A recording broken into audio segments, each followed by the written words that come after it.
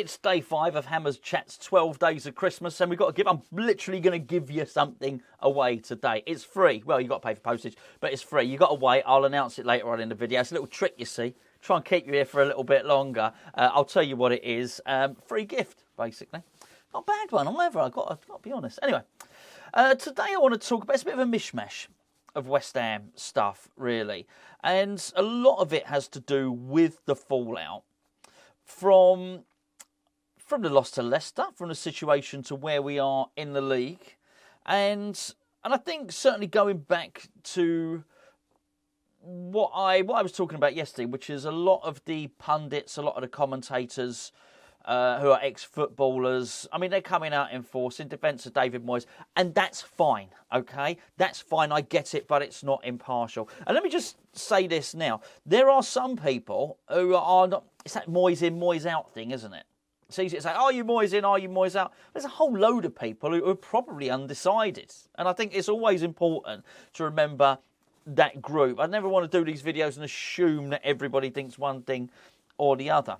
It's a bit like Saïd Benrahma. Remember that Saïd Benrahma? People used to say about Benrahma, you either love him or you hate him. No, I was never either or. To be honest with you, it's taken me a long time to warm towards him, but I never hated him. I never bloody loved him. It was just as simple as, it's like Marmite. Marmite. Benrahma's like Marmite. Like you love or hate Marmite. I can take it or leave it, the old Marmite. Anyway, pineapple on a pizza. We're digressing, all right? So you might not be...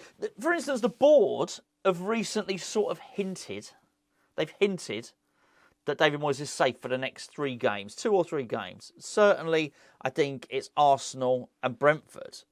That's no gimme either. Brentford, is it? This is half of the problem, by the way. But a lot of these pundits, a lot of these ex-football people who won't say anything bad about Moyes, who won't dare criticise him, they'll say, it's another cliche, I didn't mention that one, West Ham have a series of winnable games coming up. Well, we've just had a series of winnable games. We didn't win too many of them.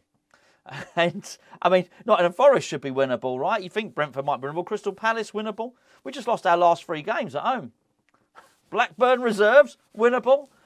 So it doesn't necessarily play out in the way that they say. But I sort of get it. I do sort of get it that everybody rallies round, but you lose the impartiality of it. And that's what I was saying the other day about journalists. That's why journalists are, they study, they follow football or whatever their chosen sport is. They study it, they write about it, and they're impartial. They're not worried. A journalist is basically not hanging on in case he gets a coaching job from David Moyes. Right? He's not part of the brotherhood of managers or whatever it is, because you just won't hear. Alan Shearer is not going to come out match of the day and turn around and say, David Moyes needs to be sacked. All right? He won't do it. But I just think a journalist can take more analytical and detached view. And as somebody mentioned on the video yesterday, Sky Sports, almost their best programme a while ago, was the Sunday Supplement. They used to sit, it was Jimmy Hill, and they used to sit a team of journalists around a table, and they used to talk about football. They'd pull no punches. Almost the days of impartiality have gone. I don't know if you're into your boxing. I won't labour this. But I think it's a good comparison, right? If you like your boxing, in recent years, the boxing media has become very, very entrenched, right? Now, recently, there's a couple of high-profile boxing bouts which haven't happened for different reasons. There was Tyson Fury bout against Anthony Joshua, didn't happen, and then there was Chris Eubank, not him, his son. And then Nigel Benn's son, Conor Benn. Neither fight happened. And people were very disappointed. The punters were very, very disappointed with it. But it's a lot of the boxing press are either very aligned to basically Eddie Hearn's fighters or Frank Warren's fighters. And realistically, the fans were unhappy and people needed to go in hard on them. People needed to ask tough questions. But the established boxing media didn't want to ask the tough questions. And in the end, it was a couple of people who did ask the tough questions. They were rounded on. I'd say one of them was Simon Jordan, started asking a bunch of tough questions. And the boxing media started digging up his history. They don't like it because they've lost all impartiality. They're not impartial. I forget that. I think it's IFL TV. And now they're not impartial anymore because they really need Eddie and Eddie Hearn, that's Barry Hearn's son, and Matchroom. Anyway. I digress. Basically, impartiality has gone, and I don't think we've got it in football at the moment. And for that reason, they're not asking or answering the correct questions.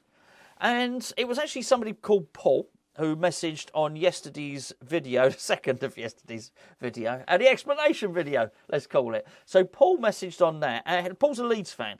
And I like this. I like when opposition fans drop in on the channel and say hello. I don't mean like the ones that come and troll and all the rest of it, but Paul's not like that. He's been visiting the channel for, 2 or 3 years now. He pops in, says hello, has a listen, and says what's going on in your club. And I think he asked a question yesterday, and he said, what's going on? What would you like to do with David Moyes? And it comes back to that impartiality again.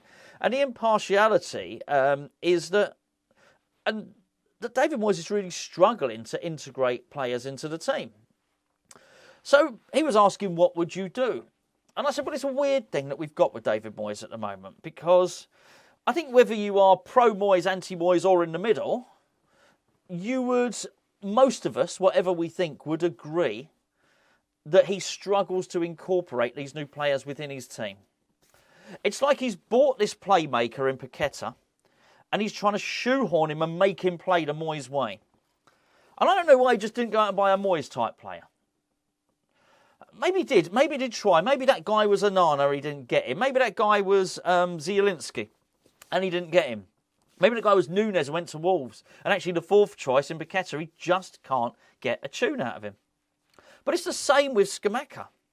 It's like he's got Scamacca, and if you're a regular on our Patreon, you'll know who Euro Expert is. He's also on Twitter. He helps us out when we're, particularly in transfer window, and we're scouting players. He knows, well, he's an expert on European football. He's not like a financial. He's not an expert on the euro, like the currency. He's Euro Expert because of European football. He told us all about Scamacca, and he's got when he's describing how Scamacca played at Sassuolo, or whatever they're called. Sorry, I've butchered the name there. I know I have. It's very different to how David Moyes wants him to play. In short, David Moyes is saying, oi, I'm signing you. I don't want you to play like you did before. I want you to play a different way. You're going to play the Moyesy way. And he's done that again with Paqueta, and I just find it really weird. And I thank Paul for asking the question, actually, because it's not something that the media football brotherhood would dare ask. Again, they do the lazy cliche. Things will come good. These players are quality. Class is permanent. Don't worry, Scamacca will come good. Don't worry, Paqueta will come good. And here's the odd thing, though. They will do that in their generalisation, yet when they're commentating on the game, they'll pick up on all the idiosyncrasies. They'll pick up on all the little nuanced points of what Scamacca should be doing, what Paqueta should be doing. Tony Gale yesterday was saying, West Ham's form this season has been poor. West Ham are playing, their defensive line is not good. Keira's not playing particularly well. Not only he said that, he said Keira's not playing well and he hasn't been playing well for a long time. They can't get a tune out of Paqueta. He keeps saying all these things which are major criticisms. But then when it comes to it, as I say, he loads a gun but he won't fire the bullet, he'll still say, but things will be fine. Things will come good. And I just find it very, very interesting to have spent like the weekend looking at those sort of things and those sort of cliched comments. Because I'd spoken about on a video, I'd sort of started looking out for them. That's sort of the way it goes, isn't it? Not good. I've got something mildly amusing in just a second. Well, I found it amusing anyway. Before I do, this is what I was talking about, by the way. Can you see it? I don't know if it's the right way up. I should have my bloody glasses on, really. Excuse me. Can you see that? It's a pin badge. It's a Hammers Chat pin badge. If I put it any closer, you're just not going to see it because of the focus on this camera. All right? That's free. If you go on to hammerschatstore.com, the link is in the description below on this video, hammerschatstore.com, well, basically, we got half a box of them. Once it's gone, it's gone. All right? So first come, first serve. You'll have to pay for the postage. I doubt it'd be too much for that, will it? Nice little pin badge for you. Ain't bad, these 12 days of Christmas. So we've had quite a few. We've had the mug, haven't we? We had the Hammers Chat mug, which was 50% off. You might check. There might even still be some on there. I haven't checked, to be honest with you. We had the Mark Noble staff. We've had the book. We gave away the player ratings book for free as well. We've had the 16% off. That might still be running today, actually. 16% off for the year on Patreon. There you go. What will happen tomorrow? You'll just have to tune back in to find out, really, won't you? Oh, sorry, that was it. I was going to tell you one more thing, right?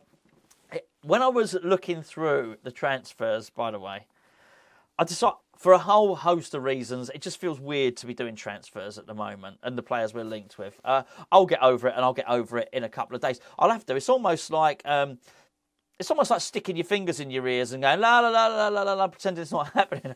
Actually, December, which then obviously leads to January. You'll know that if you've ever seen the calendar. Is happening whether I like it or not.